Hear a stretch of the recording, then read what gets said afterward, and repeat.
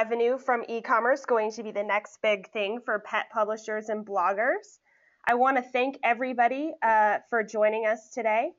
Really appreciate it. My name is Rachel Shepard. I am the author and founder of My Kid Has Paws. By day, I am a social media manager, and I am also, of course, a pet blogger, animal lover, volunteer, and I'm currently getting my MBA at Santa Clara University in entrepreneurship. Today with me, I have John Roscoe Jr., the VP of Strategic Partner Development at Pet360. Thank you, John, for joining me. Pet360's network of digital resources for pet parents includes more than 30 of the top pet websites and reaches over 12 million pet parent households per month, making Pet360 the #1 online pet publisher in the U.S. So I want to say thank you so much for joining me, John. We really appreciate you being here. A few questions. So, John, I was wondering, so the food chain, exactly for pet bloggers, where does the money come from, and exactly how are companies interacting with pet bloggers these days? Thanks, Rachel, for the warm welcome and for allowing me to share some of the insights today, and specifically getting into answering your question. It's kind of interesting. There's really a number of interesting ways that we, as either retailers or bloggers or individuals that are working with a brand, have to engage with that manufacturer, right?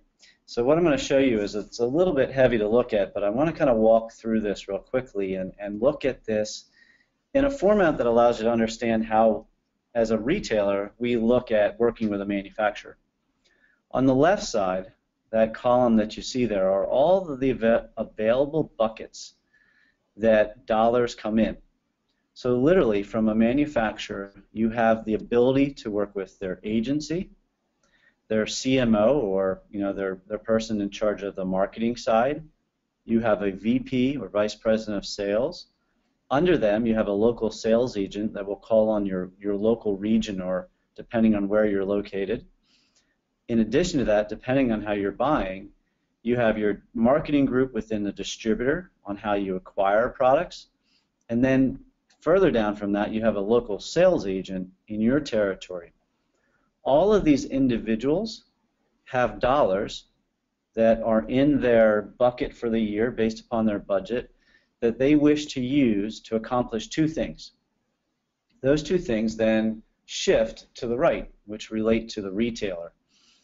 The retailer then has the ability to use any of these dollars to push for a couple things. One is either branding, so creating awareness and knowledge for that brand itself, the attributes and things that call it to make it special, and or sales.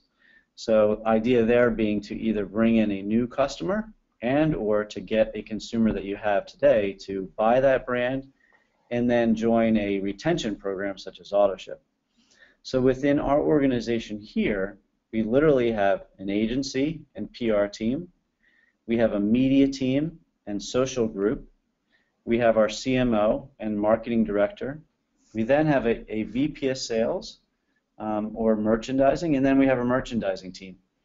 And all of these individuals work with the manufacturer at all the different levels to use funding to accomplish those two tasks.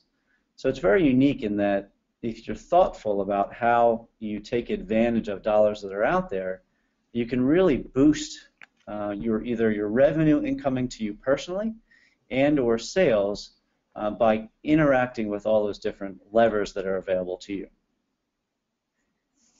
Awesome. And so, John, I have a question then. As a pet blogger, where exactly will we be interacting with the team on the right-hand side, the retailers? From the retailers, you really have the ability to push specifically on their agency and PR and then media and social. So call it the top of the funnel there. Mm-hmm. Those are really the ones that will set up specific sampling programs or engaging with you on content to show an offer.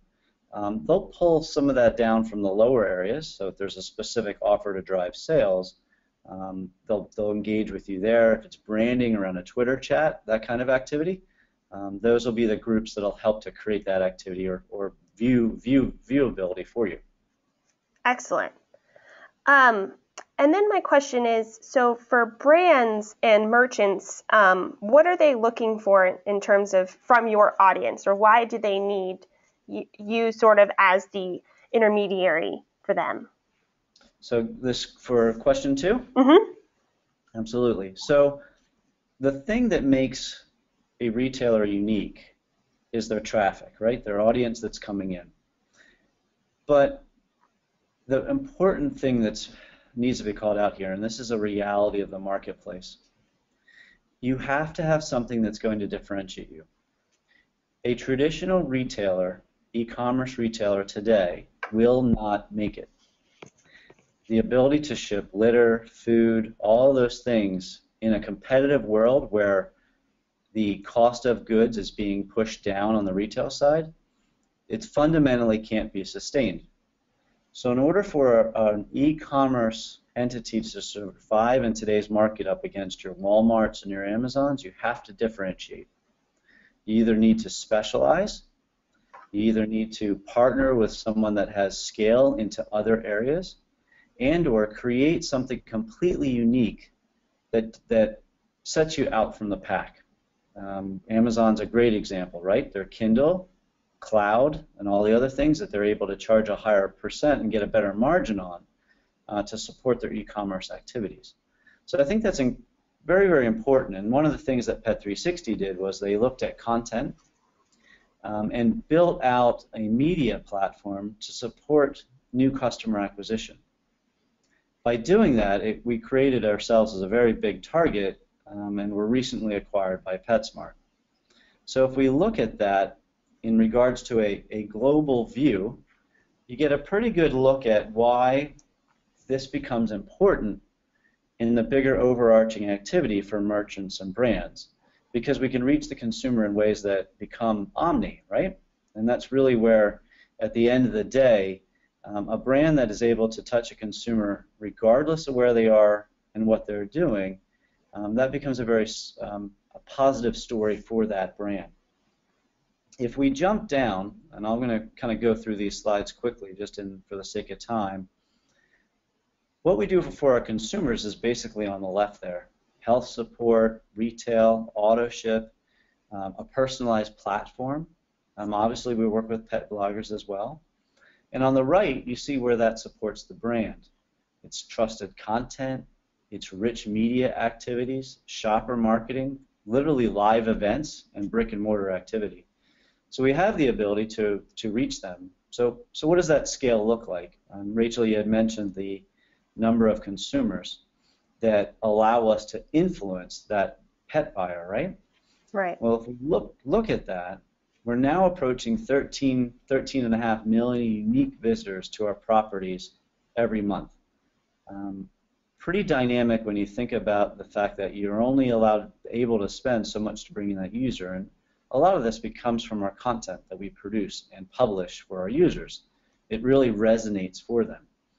If we look at that in regards to reach and what I'll call the page views, you can see where this becomes very important.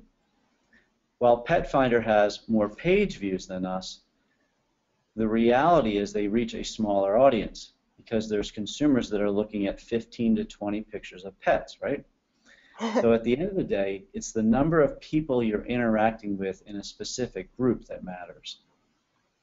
So this is just a quick snapshot of what I'll call those unique individuals across just a few of the properties on our platform. This is what really gets brands and merchants and marketers excited, because we can target these visitors and bring them in. On top of that, we have in-store traffic. In an aggregate, on a unique level, we're talking with 250 million individuals that have pets, which is a very important call out, within the marketplace, which at the end of the day leads to a sale and an engaged consumer, which is what we're all after. So hopefully that helps to shed light on some of the things that we do in regards to driving our overall activity. John, that definitely does. Thank you so much. That gives us some. So thank you for joining me, John. I really appreciate your time and perspective. How are we able to use Pet 360's existing audience to work so that we can even, in addition to that, bring them over to our blogs so that we can continue to be that trusted source in conjunction with Pet 360? How can we better that relationship? No, it's a great question, and really it's participating through the BlogPause network is really the main avenue for that, because as a person on the Pet 360 side, we're continually presenting the BlogPause management team, such as Chloe, which is one of the people that's founding there, with opportunities to then engage with the individual bloggers around typical brands where they get to sign up. And these are all of our users that basically we push through to different events through BlogPause, which creates that activity and increased traffic then back to your own site, to the specific blogger site, where they can then utilize Inside Warehouse to convert a sale. So there's some actually neat ways of interacting and pushing that through, and obviously sharing information back through links and whatever else through activity around PetMD is also a good way to utilize the content there to help boost your own activity on your own site. So taking advantage of our content and or our different sites out there is one way to do that. Awesome. So